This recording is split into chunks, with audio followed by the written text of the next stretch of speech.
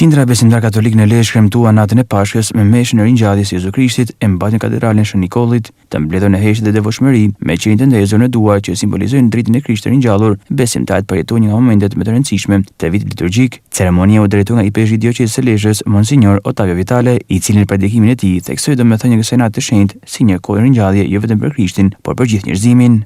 Kjo vigjilje e shenjtë, këto ore që jemi duke jetuar, janë çastet më të mëdha të jetës sonë, më të ngarkuara me domethënie.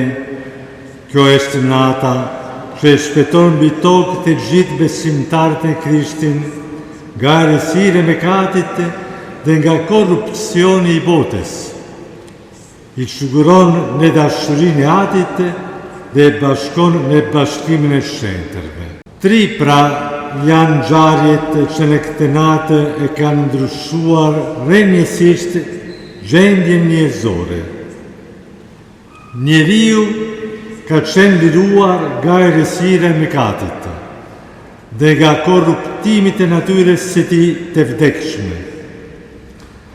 Ka qenë futur në një lidhje dashurie me hyn që në këtë natë sfalsha të sinë e tij.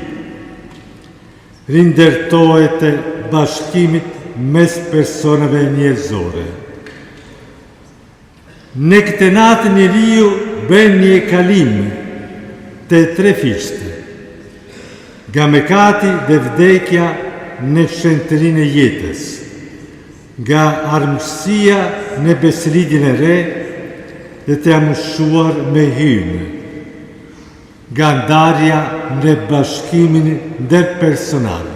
Me shpirtin e bashkimit dhe lutjes, nata e Pashkës në Lezhë u kthye në një dëshmi të gjallë të besimit dhe shpresës që kjo festë përçon. Pashkët nuk janë vetëm një kujtesë ngjarjes më të madhe të krishtërimit, por dhe një thirrje për ndryshim, reflektim dhe besim të thellë në fuqinë e dritës që triumfon mbi çdo errësirë.